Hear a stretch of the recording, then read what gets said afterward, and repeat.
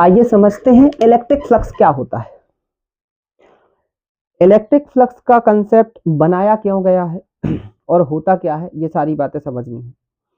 Electric flux जो होता है उसका टॉपिक या उसका आइए समझते हैं इलेक्ट्रिक फ्लक्स क्या होता है और उसका कंसेप्ट बनाया क्यों गया है। देखिए, इलेक्ट्रिक फ्लक्स जो है इसका कंसेप्ट रिलेट करता है इलेक्ट्रिक चार्ज से और उसकी इलेक्ट्रिक फील्ड से। किस तरीके से करता है, इसी बात को समझना है। और ये बनाया क्यों गया है, ये भी इसी बात से समझ में आएगा। चलिए समझते हैं इलेक्ट्रिक फ्लक्स का कंसेप्ट होता क्या है और ये बनाया क्यों गया है। देखिए, इलेक्ट्रिक फ्लक्स का जो कंसेप्ट है वो रिलेट करता है इलेक्ट्रिक चार्ज से और उसकी इलेक्ट्रिक फील्ड से। इसके लिए हमने एग्जांपल के तौर पे टॉर्च ली है। इसको हम एक एटम मान के चलेंगे। ये अभी जल नहीं रही है, इसका मतलब ये हुआ कि इसकी कोई अभी नेट इलेक्ट्रिक फील्ड नहीं है, इस पर नेट कोई चार्ज नहीं है। मतलब इस समय इसमें इलेक्ट्रॉन और प्रोटॉनों के नंबर बराबर होंगे, जिसकी वजह से दोनों एक दूसरे की एनर्जी को खा के बैठे होंगे। ऐसा तब होता है जब सराउंडिंग का टेम्परेचर 0 केल्विन टेम्परेचर हो, -273.15 डिग्री सेल्सियस। अब किसी भी तरीके से अगर हम इस एटम को एनर्जी प्रोवाइड कर दें तो ये एटम चार्ज हो जाता है। क्यों? एनर्जी प्रोवाइड करने से प्रोटॉन से जो इलेक्ट्रॉन होते हैं वो दूर होने लगते हैं, जिसकी वजह से प्रोटॉन अपनी एनर्जी को बाहर निकालने लगता है। देखो, इलेक्ट्रॉन भी चार्ज पार्टिकल है, प्रोटॉन भी चार्ज पार्टिकल है। जब दोनों बराबर होंगे तो दोनों एक दूसरे की एनर्जी को व्यस्त करे रहेंगे, और जैसे ही हमने इलेक्ट्रॉनों को दूर किया प्रोटॉनों से, तो प्रोटॉनों ने एनर्जी बाहर निकालना चालू कर दिया। हम ये मान के चल रहे हैं और कुछ इस तरीके से, मतलब ये पार्टिकल अब चार्ज हो गया है, मतलब इलेक्ट्रॉन प्रोटॉनों से दूर हो गए हैं और ये अपनी इलेक्ट्रिक फील्ड बाहर निकाल रहा है। अब ये समझना है कि इस इलेक्ट्रिक फील्ड का काम क्या है। अब ये इलेक्ट्रिक फील्ड एक प्लेस से दूसरे प्लेस पर जाएगी, इसके लिए हम एक नया कंसेप्ट बनाएंगे, इलेक्ट्रिक फील्ड लाइंस का। तो जब ये इलेक्ट्रिक फील्ड एक प्लेस से दूसरे प्लेस जा रही है तो हम कहते हैं कि इलेक्ट्रिक फील्ड लाइंस जा रही हैं। कितनी जा रही हैं? इनफिनाइट जा रही हैं। क्या कर रही हैं? दूसरे सरफेस पर जाकर वहां के चार्ज पार्टिकल को डिस्टर्ब कर रही हैं। वहां के चार्ज पार्टिकल मतलब कौन? वो भी, उसमें भी एटम से इलेक्ट्रॉन प्रोटॉन न्यूट्रॉन होंगे, तो वहां इलेक्ट्रॉन और प्रोटॉनों को डिस्टर्ब करती हैं। उनमें से सरफेस पर होते हैं इलेक्ट्रॉन, आउटर सरफेस पर, तो इलेक्ट्रॉनों को अपनी तरफ अट्रैक्ट करने की कोशिश करती हैं, क्योंकि ये प्रोटॉन से निकली हुई इलेक्ट्रिक फील्ड लाइंस है। तो वो इलेक्ट्रॉनों को अपनी तरफ खींचेंगी, जिसकी वजह से क्या होगा कि वो सरफेस भी चार्ज हो जाएगा, क्योंकि इलेक्ट्रॉनों से प्रोटॉन जैसे ही दूर होते हैं तो सरफेस चार्ज हो जाता है, उसकी भी अपनी एक इलेक्ट्रिक फील्ड पैदा होगी। तो वो कहानी अब फिर लंबी हो जाएगी। अभी केवल इतना ही समझना है कि यहाँ से इलेक्ट्रिक फील्ड लाइंस गई, दूसरी सरफेस पर पहुंची, वहां के इलेक्ट्रॉनों को अपनी तरफ खींचा, जिसकी वजह से वहां से भी एनर्जी इमिट होने लगी है, उस सरफेस को इलेक्ट्रीफाइड कर दिया गया है। अब खास बात यह है कि ये इलेक्ट्रिक फील्ड वहां जाकर चार्ज पार्टिकल पर फोर्स अप्लाई कर रही हैं। अब इलेक्ट्रिक फील्ड चार्ज पार्टिकल पर फोर्स अप्लाई कर रही है, वास्तविकता में वही electric field lines maximum force apply करेंगी जो कि उस सरफेस के परपेंडिकुलर गुजर रही हैं। फिर बात आती है दिमाग में, ये परपेंडिकुलर मतलब लंबवत इलेक्ट्रिक फील्ड लाइंस को ही क्यों हम फोकस कर रहे हैं। देखो भाई, जब फोर्स लगवाना है तो अच्छे से लगवाओ, कोई भी काम करना है तो अच्छे से करो। तो हम केवल उन्हीं इलेक्ट्रिक फील्ड लाइंस पर फोकस करेंगे जो सरफेस के परपेंडिकुलर हो, क्योंकि वही सबसे अच्छे से फोर्स अप्लाई करती हैं। जैसे एग्जांपल के तौर पे आप इस तरीके से अगर पेन को रखते हैं तो ये मैक्सिमम फोर्स अप्लाई करेगा इस बोर्ड पर, और अगर मान लीजिए आप इसको तिरछा कर देते हैं तो फोर्स का अमाउंट कम हो जाएगा जो इस पर अप्लाई होगा। तो हमें केवल उन्हीं इलेक्ट्रिक फील्ड लाइंस पर फोकस करना है जो किसी सरफेस से परपेंडिकुलर गुजर रही हैं, और यहाँ एक नई क्वांटिटी जन्म लेती है जिसका नाम होता है इलेक्ट्रिक फ्लक्स। मतलब electric flux is the amount of electric field lines which are passing through a surface perpendicularly passing through a surface. मतलब किसी पृष्ठ से अभिलंबवत गुजरने वाली के लिए, उस पर टच करने वाली नहीं, उससे आर पार गुजरने वाली विद्युत बल रेखाओं की संख्या को ही विद्युत फ्लक्स कहा जाता है। ठीक है, तो अब बात करते हैं, एग्जाम्पल लेते हैं इस फॉर्म का। जैसे ये पतला सा फॉर्म है, अभी अगर हम इसको बहते हुए पानी में रखें और इसको निचोड़ दें तो पानी का अमाउंट मिलेगा हमें एक। बिल्कुल ऐसे ही होता है कि जैसे इलेक्ट्रिक फील्ड लाइंस ऐसी जा रही हैं और इस सरफेस से गुजर रही हैं, तो हमें केवल उसी इलेक्ट्रिक फील्ड लाइंस पर ध्यान देना है जो इससे गुजर रही हैं, वो भी कौन सी? परपेंडिकुलर। ठीक है।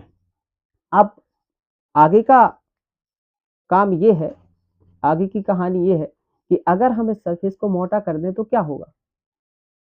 क्या लिंकेज इलेक्ट्रिक फील्ड ज़्यादा हो जाएगी, लिंकेज इलेक्ट्रिक फ्लक्स ज़्यादा हो जाएगा। तो हाँ, अगर आप ज़्यादा मोटा अगर पानी में ये रखते हैं तो ज़्यादा पानी पिएगा ये, तो ज़्यादा पानी बनेगा इसमें। ऐसे ही अगर आप इसकी थिकनेस बढ़ा देते हैं तो इससे लिंकेज फ्लक्स का अमाउंट बढ़ जाता है। धीरे धीरे अगर हम इसको और मोटा कर दें तो क्या और ज़्यादा लिंकेज फ्लक्स बढ़ जाएगा? हाँ, बढ़ जाएगा। बात यह है कि इसमें अगर हम पानी से एनालॉजी लगाएं तो इसमें पानी कितना बनेगा?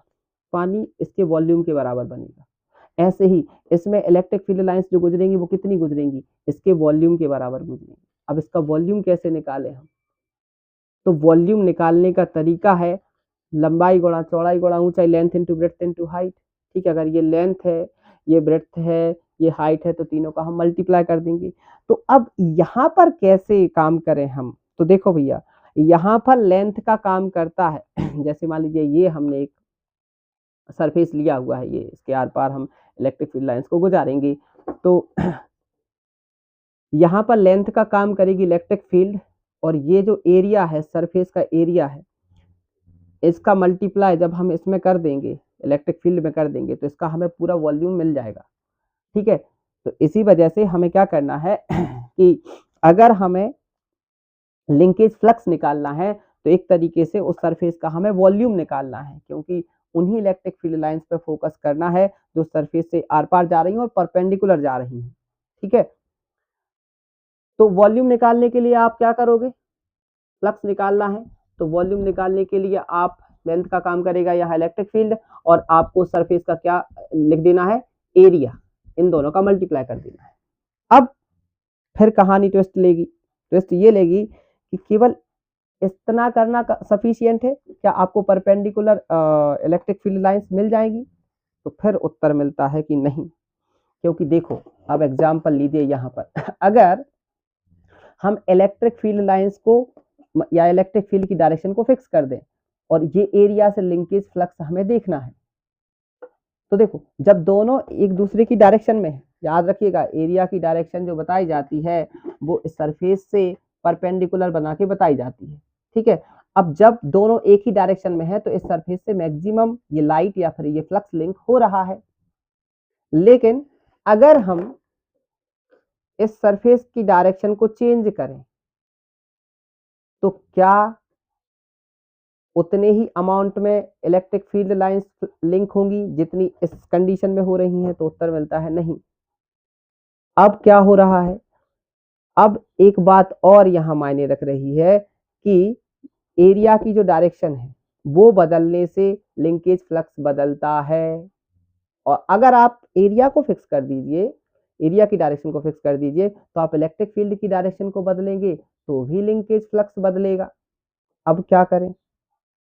तो अब तो दिक्कत हो गई।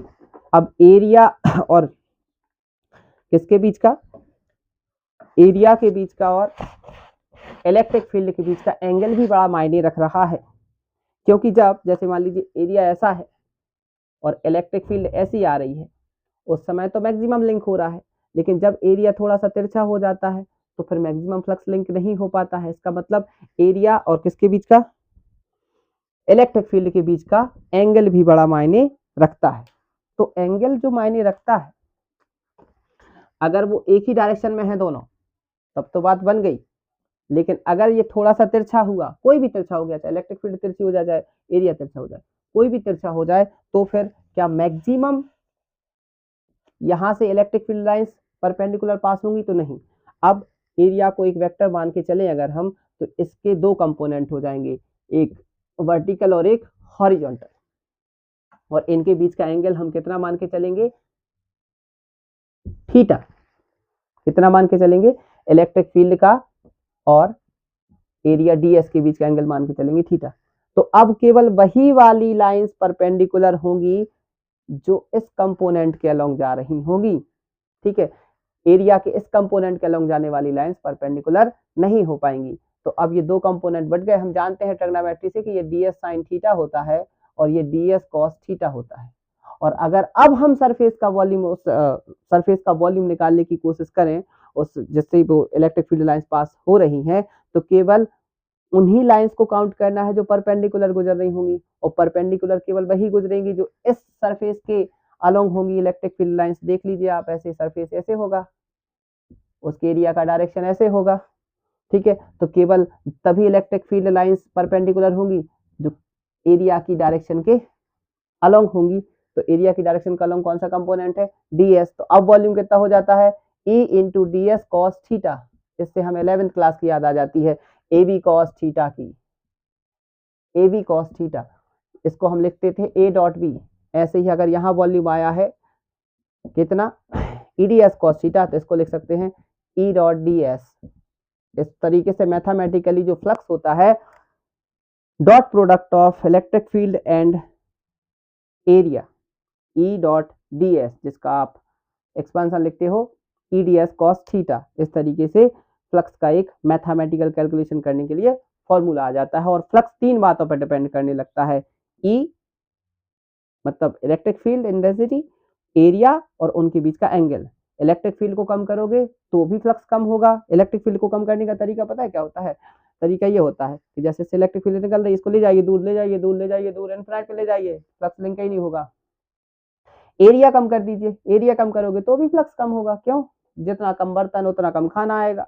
और थीटा, एंगल चेंज करने से फ्लक्स लिंकेज कैसे कम ज्यादा होता है, इस बात को आप समझ लीजिए। जब उजाला आपके पास आ रहा है ना, तब समझ जाना कि इससे फ्लक्स लिंक नहीं हो रहा है ना। तो देखो, एंगल बदलने से इसका लिंकेज फ्लक्स, मतलब इससे जो लिंक होने वाला यहाँ लाइट है वो कम ज्यादा हो रही है। जरूरी नहीं इसी का डायरेक्शन बदलो, आप इसकी डायरेक्शन भी बदल सकते हो इलेक्ट्रिक फील्ड की, तो भी इसका मतलब लिंकेज फ्लक्स तीन बातों पर डिपेंड कर रहा है, इलेक्ट्रिक फील्ड पर, उसके एरिया पर, जिस सरफेस से लिंक कराना है, और दोनों के बीच के एंगल पर। और ये किस तरीके से ये E D S cos theta होता है और ई डॉट डी एस होता है, मैथमेटिकली फ्लक्स जो होता है, इस बात को आप इस कंसेप्ट से समझ सकते हो कि जब ये सरफेस एंगल बनाएगा इलेक्ट्रिक फील्ड के साथ, तो ये दो कंपोनेंट में बट जाएगा, है ना, एक वर्टिकल और एक हॉरिजॉन्टल। केवल हमें उसी कंपोनेंट पे ध्यान देना है, क्योंकि डेफिनेशन बनाई हुई है इलेक्ट्रिक फ्लक्स की कि उन्हीं लाइंस पे ध्यान देना है जो सरफेस के परपेंडिकुलर गुजर रही होंगी। तो वही लाइंस परपेंडिकुलर गुजरेंगी जो सरफेस के एरिया की डायरेक्शन के साथ 0 डिग्री का एंगल बनाएंगी, जो पैरेलल होंगी इलेक्ट्रिक। 0 डिग्री का एंगल बनाने वाला कंपोनेंट कौन सा है, डी एस कॉस थीटा, है ना। तो ई के साथ जो डी एस कॉस थीटा वाला कंसेप्ट है, इन्हीं दोनों का मल्टीप्लाई करके हम उसका वॉल्यूम निकाल देंगे। और यही वॉल्यूम किसको शो करेगा, किसके डायरेक्टली प्रोपोर्शन होता है, इलेक्ट्रिक फील्ड लाइंस के डायरेक्टली प्रोपोर्शन होता है। और यही होता है इलेक्ट्रिक फ्लक्स।